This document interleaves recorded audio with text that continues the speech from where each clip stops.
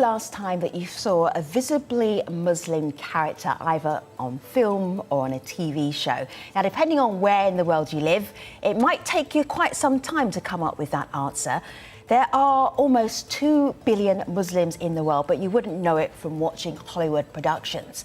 So today on the stream, we are looking at what would it take to boost Muslim representation in film. Let me give you an example. Let me introduce you to Nadia. Nadia, 20 to 30 years old, ISIS terrorist, so scary, sexy, must wear a headscarf and have Middle Eastern eyebrows. We can't keep playing these stereotypes. But Hollywood loves stereotypes. Yeah, and it's wrong. Girl, you're in the wrong business if you're gonna get all righteous. No, look at what's happening in our country right now. You know, like, it is crazy out here. I'm leaving. What? I'll text you ladies. Are you gonna tell her? Where are you going? Elle? Oh, I think she just stepped out. That's me. Ooh, if characters like Nadia are part of the problem, what's the solution? You're about to meet 3 guests who have the ideas that are concrete and durable. Hello to Kashif, hello Suad, and hello Jenna. So nice to have you on the stream. Kashif, can you introduce yourself to our international audience? Tell them what you do and who you are. Of course. Thank you so much for having me. My name is Kashif Sheikh. I'm the co-founder and the president of the Pillars Fund. Good to have you. Suad, welcome back to the stream. Lovely to see you again. Remind our audience who you are and what you do. Great to see you too. I'm a scholar, an artist, and activist. I run Sapelo Square, and I watch way too much TV. I'm glad to be here. Well, this is very handy for us today. Thank you so much. And is it Jenna, or is it Nadia, or is it Elle? Who can tell? The creator of that little web series that we showed you a little clip of. We're going to hear so much more about it. Jenna, welcome to the stream. Tell everybody who you are and what you do. Thank you so much. Hello, I'm Jenna Mahmoud Bosco. I'm a writer, actress, and a filmmaker. And my TV comedy pilot, Lady Liberty, was just selected for the Pillars Fund and the Blacklist Muslim list. So I'm really excited to be here and to be talking about my favorite thing, TV and film. All right, very good. And audience, I know you love TV because you're watching right now. If you have a comment or a question for our guests about representation of Muslims in film, here you go. Comment section is waiting for you. Be part of today's show. Kashif, I have to start with you because your organisation came up with a study to really track in the US, UK, Australia, New Zealand, major films, big films, representation of Muslims. And the results were expected, but still shocking. Tell us more. Yeah, it was definitely expected. So we did this research project with the Ford Foundation and the Annenberg Inclusion Center at the University of Southern California and the actor Riz Ahmed. And really the purpose of the study was because there was no real data on what representation of Muslims looked like on film and television. And while we expected the results to not be good, I think we were still really dismayed and in some facets really shocked by what we saw. We expected that the representation of Muslims on film and television would be abysmal, but we didn't expect it to be as completely erased and the nuance and the diversity of Muslims to be completely erased from popular culture. So I think that for us, it was a really difficult thing to see because once the results started to come out, we really started to understand why and how these attitudes towards Muslims around the world were starting to be shaped. Because as we know, popular culture, film and television don't just confirm biases, and sometimes they create biases. And so this data was really instrumental for us to recognize, and also the data was important for us to then show Hollywood and say, there's a real problem here. We need to change this, and the numbers absolutely confirm. And I think it kind of really confirmed what a lot of Muslims knew growing up, which was representation has always been really terrible of Muslims. But now with the hard data in front of us, we could actually start to move Hollywood studios, film studios, and someone like Riz Ahmed, who has put his star power behind this. I think we're incredibly excited about what could come, but the results were definitely incredibly disheartening. Suad, pick up. Yeah, I mean, I think it's funny. It's like, I was a little less surprised. It's kind of like water is wet. kind of situation. Breaking news, not. And especially, as a Black person, as a Black person in general, right?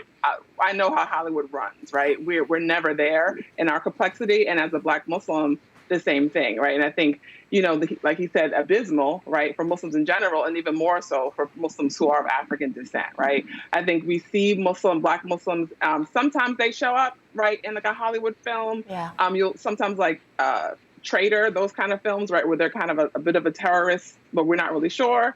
Or they'll be like in Black films or Black media, and they'll be this kind of, kind of militant person, right? Kind of like that type of thing, but not the full range, right? Not folks from all parts of the country, all parts of the world who end up in the U.S. who are Black and Muslim. So I was pretty again, like I said, water is wet, but, one of the things we know we need is you do need the data, right? Because white folks are going to be like, but what about this? I saw this one thing one time, 50 years ago. Oh, you're tough.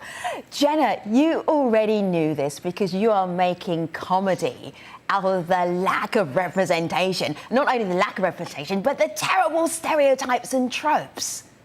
Yeah, absolutely. I mean, I can speak on behalf of me and my artist community where we're like, oh, tell us something we don't know, It's disheartening to see the facts and figures. I mean, we know they're terrible because we read scripts all the time, we audition all the time, we know. But also I'm very hopeful. I'm hopeful because of my community. I'm hopeful because we are creating so many incredible new stories, and authentic storytelling is really what I'm passionate about and what Hollywood seems to have tapped into now. And yeah, I mean, there are so many more stories and more communities that we need to tap into, especially within Muslims in general. I mean, it's a massive community, and we haven't even scratched the surface yet. Gosh, if there was one stat that really brought home why representation is so important, how many kids shows have Muslim representation in them, a Muslim in them, or an animation with a Muslim in them in the whole of North America? How many kids shows? That would be zero. What? None. No. None. That's outrageous. Yeah. I would have said there's probably one maybe on, I don't know, Sesame Street or whatever, but none. None. No, and I think that you're right. There was a lot that came out of this study that was disheartening and that we sort of knew. But when you have something like that, we've seen the importance of animation and kids' television shows in sort of helping shape children. I have nieces and nephews, and I've watched Moana about like 1,000 times at this point. I think, so you can see the importance that these depictions have on the psyche of children, and the fact that there were absolutely none was incredibly disheartening, and it's also really scary. And I think that those types of statistics, I think, were really important to pull out from the study to be able to then hold forward, because I think you're right, is that I wouldn't have guessed zero. Yeah. But the fact that it is zero, we have a real big problem on our hands. So this Yes, so Suraj, you go first, and then I will make Riz Ahmed wait for you to finish. Go first. Okay. Well, it's a quick point. It's interesting how we think of time, things get better, as you go forward. But actually, I've been in the archives recently, and there was this episode of this show that used to be on the Cartoon Network called The Proud Family, and there was a Muslim representation in that, right? And this was probably in the 90s or something like that.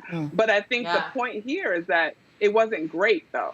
So it was full of problems, right? So I think we want to, so now it's like, okay, so there was zero. We want more than zero. Well, we don't want something that's just going to, create, like in this one, it was like the girl wore a scarf and it was Ramadan. And everyone was like, why is she doing that? Isn't she hot? Isn't she hungry? It was like one of these things where it wasn't really helping, Yeah, hashtag not even water. That's an in-joke that I'm not going to explain to anybody who's not Muslim. All right, here on my laptop, Riz Ahmed.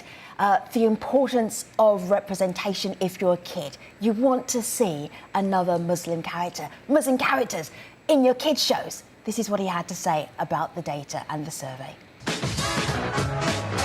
couple of things did really stand out to me surprising. One was that Muslims are totally absent from animations. There were no Muslim characters in any of these top 200 films. I love animations. that's really impacting kids and how they see themselves and whether they're rendered invisible. A lot of Muslim characters, the obstacles they face were all at home. It was all their family problems a lot of the time, rather than seeing Muslim characters out there trying to save the world. I mean, we want to save the world as much as anyone else, man. A couple of things did Jenna, really so stand. one of the things that people are doing within the industry is actually creating their own art. If the problem are the gatekeepers, then how do you get around the gatekeepers? What did you do, Jenna? Well, I mean, I'm a writer and a creator because I started out as an actor, and I very quickly realized, oh gosh, it's rough out here. I mean, especially for people of color. I mean, the breakdowns we're getting are so, and I can speak, the Muslim breakdowns for characters are just so, as Riz Ahmed spoke about, one-dimensional, lack nuance, depth, and just don't feel like human beings. And we're all human beings here, right? So it leaves you feeling kind of gutted and feeling like, well, I'm an artist and I have a story to tell and I have things to say. So how can I do that? I really think, we need the opportunities. That's, the gatekeepers. It's difficult because the higher up you go, it becomes a really homogenous space of, let's face it, white men. And if we talk about authentic storytelling, I think it's really, really important that the studios, the producers, they trust us. They trust our taste and they trust our ability to tell our own stories. We know our community, we know our families and friends, we know ourselves, and we know that there's an audience for these stories. So if they're smart, they'll make money if they just trust us. And that's really, it's on screen is not enough. It needs to go way past that. There needs to be way more producers, studio executives, production companies, and writers in the writer's room. Because once it's already on the actors, hands, ready to audition, it's too late. The problematic story has already been written, and what we've seen is they're often riddled with Orientalist, really problematic, awful portrayals of Muslims, which are just not even true. And quite frankly, we're sick of it, and it's not welcome anymore. And I want to add to that, I think the myth here too is that there's no audience for this. That's, I think, one of the biggest lies that we've been told, that there's no audience for this type of content. There absolutely is an audience for this type of content. People are actually very hungry for this content. And I think that there are absolutely opportunities to support artists and support creators. And exactly that, to support them not just in front of the screen, but to support them behind the screen, because that's how change actually happens. Mm-hmm. And so I really think that that's how they've been able to hold so many artists down. Is that they're like, your work is just not, white audiences just don't care about it. Right. I want to bring in one more voice, if I may guess, or another voice. This is Iman, and she's talking about this ninja-like way of working around the gatekeepers. And how that is needed. Have a listen to her, and then, Suad, I'll ask you more about that. So when I think about obstacles and barriers for Muslim filmmakers in the industry, it really is about getting into the door. We have so many stories to tell with such strong backgrounds and authentic, real stories. But giving Muslim filmmakers the opportunity to get into that door, to direct, to write, to produce, has been the biggest challenge in the industry. And so these initiatives that they've been having to bring in more Muslim filmmakers, more producers, more writers, has been really, really great in getting the Muslim story out there. And we can't discount independent filmmakers, because filmmakers have to get their start from somewhere. And as Muslim filmmakers, it's very strong in the independent field, to where we are telling our own story on our own terms and being supported by our communities. Yeah, I think it's funny. I'm reminded of the film Jerry Maguire, Show Me the Money. Mm-hmm. And that's kind of part of what I think about this too, right? So this idea that Hollywood, like they said, the stories are there, the audience is there, right? But you can't get greenlit. And this is what needs to happen. And so really the invitation now is for people in Hollywood, for the white men in Hollywood, right, to sort of become accomplices and show us the money, put money behind, right, to support the kind of work that's already there, right? Because one of the things that we're going to do what we do, right? We're going to do it anyway. Like Jenna, she's already doing it, right? But like she said, you can be a part of this, right? Like you don't have to get left behind. You can be a part of this, right? Mm-hmm. And so that's the opportunity, right? And I think we need, and we see people of color sort of doing their own things, right? So like Ava DuVernay, right? Daniel Kim, he has his own, people doing different types of things, right? To sort of push stuff forward. But I think there's a responsibility where we really have to sort of go to the white men and say, hey, the time is now. Put your money where your mouth is. I have to bring up this question from YouTube. This is from Maya. I'm going to put this one to you, Jenna. Representation is needed, but we shouldn't do it at the expense of Islamic values. I wish we could see authentic Muslim characters who are human and who actually enjoy being Muslim. I love this question. Jenna, your take. I mean, of course, we want to see humans. We want to see a variety of stories, right? I mean, people are complex and different, right? I mean, we want to see that too. I think we have to differentiate between, like, when we say we want authentic storytelling, like, yes, I want a religious Muslim person to tell a story beautifully, and I will watch it if the characters are real and authentic and fully fleshed out. I mean, but I think we also have to be careful. This is a massive community, right? And we all have varying degrees, we come from different experiences. There's no one way to be a Muslim. I mean, and I think the media, the US media, if you watch them too much, they'll have you believing that there's like one look. And I'll give you an example, like something I'm often told by white casting directors and people in the media. I've often almost lost jobs by saying, you don't look Middle Eastern enough. And I'm like, first of all, I don't even like the term Middle Eastern, but I won't get into that. But what does that mean? And just like Dr. Swad is saying, we have Black Muslims, we have Muslims from South Asia, from North Africa, it's such a big community. So we can't really prescribe one experience to all of those billions of people, right? So I think it's more about just supporting creators. I have Can I jump in? Yeah, of course. Go ahead. So one of the things I just wanted to respond to that too, because I think, part of it is there's a lot of pressure, right? Because you don't get a lot of stuff. And so people want the one thing to do everything. Like, for example, I really enjoyed the film that came out, One Night in Miami, which had two Muslim characters, two famous ones. No spoilers. I haven't read it yet. So it's on my list. All right.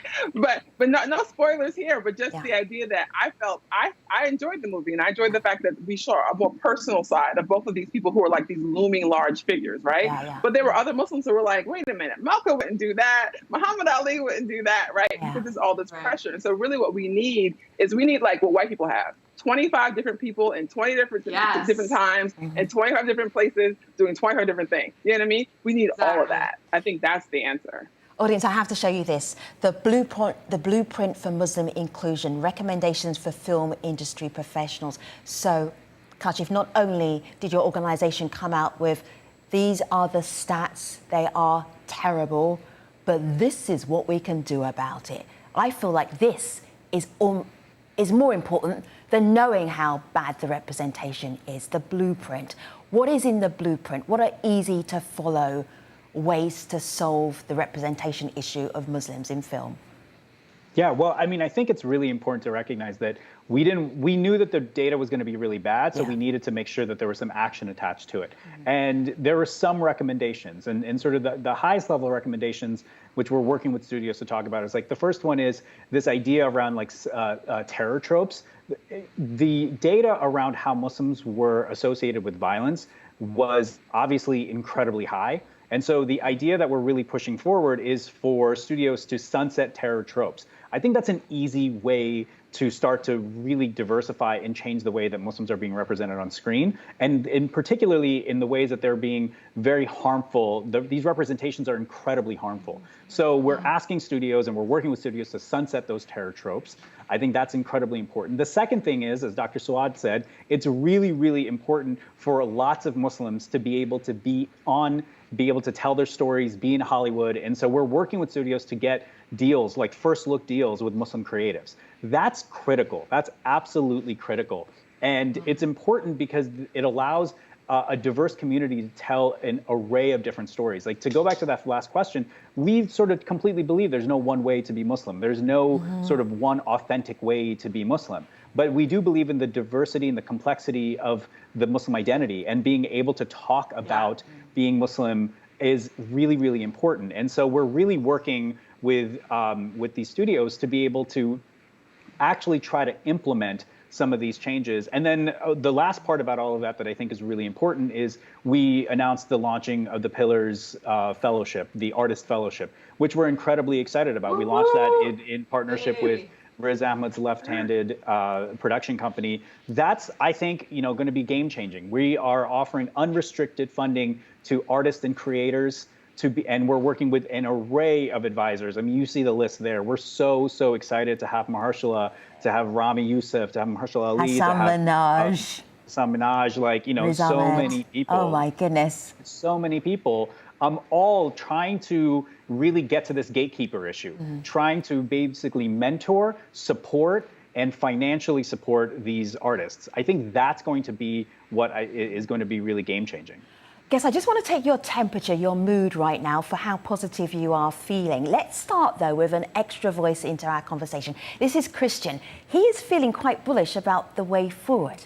Have a listen, have a look. The Inclusion Initiative report confirms what scholars like Jack Shaheen, Evelyn Al-Sultani, and Maytha Al-Hassan have shown for a long time, that if Muslims are portrayed on screen, it's usually in a negative light. However, I'm optimistic about the future of Muslim storytelling on screen. For one, we have great independent Muslim cinema. We have filmmakers like Nijl Mumin, Susan Yusuf, Musa Saeed, or Bassem Tariq, who are making dynamic and beautiful portrayals of Muslims. We also have access to international film from Muslim-majority countries, places like Turkey, Indonesia, Pakistan, streaming on Netflix for Western audiences to see firsthand. Jenna, how's your mood right now about your place in the industry? Yes, I mean, like I said, I choose hope, right? I choose to be hopeful. I still think we have a very long way to go. Film and TV and theater, being a New York actor, I can say the theater has a long way to go too. But we have, there's just so much to be done. I mean, and we really have to, like I said, trust Muslim storytellers and creators. And give them the opportunity. You know what, I personally, as someone who was born and raised in this country, in New Jersey, I want to see more representations of Muslims that are not foreign and don't speak a different language. I mean, those are wonderful too, but I want to see more just like Muslims as a part of communities, and their identity is second to like what they're doing here. I want to see more of those portrayals. Suad, how optimistic are you at this point?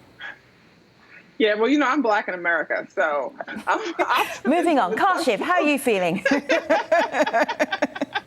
Oh, I'm glad we can laugh, right? I'm not trying to. Go ahead. I wasn't done. It's okay. So I mean, but just generally speaking, I think I think that there's a lot of opportunity, but it's uphill battle. And I'm really interested in seeing how we represent ourselves. Like, so for example, how Muslims of one ethnic, whatever background represent Muslims of other backgrounds. Because one of the things that I get concerned about is how, we can reproduce some of the tropes, right? So I feel like I'm excited for what's happening, and I just want to keep our feet to the fire so that we keep producing stuff that's, really kind of representative. Kashif, I've got 30 seconds to wrap up the show with. You have the last word. Go ahead.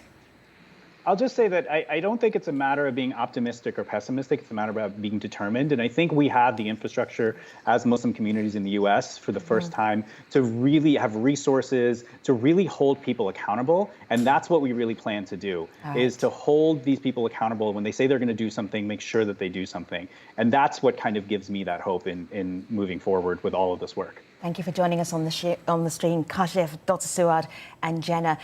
You may remember that Dr. Suad said, "We want what white people want regarding Muslim representation." May I recommend to you a series called Lady Parts? It is definitely diverse in so many ways. We're going to play out with it because it's our new fan favourite here on the stream. Thanks for watching, everybody. See you next time. That is me, 26, Capricorn, finishing a PhD in microbiology. And this is Lady Parts, a confused mix of hash anthems and sour girl power. Our sound is thin. We need something more. We need lead guitarists. Play something. Play something. I don't perform. My inner people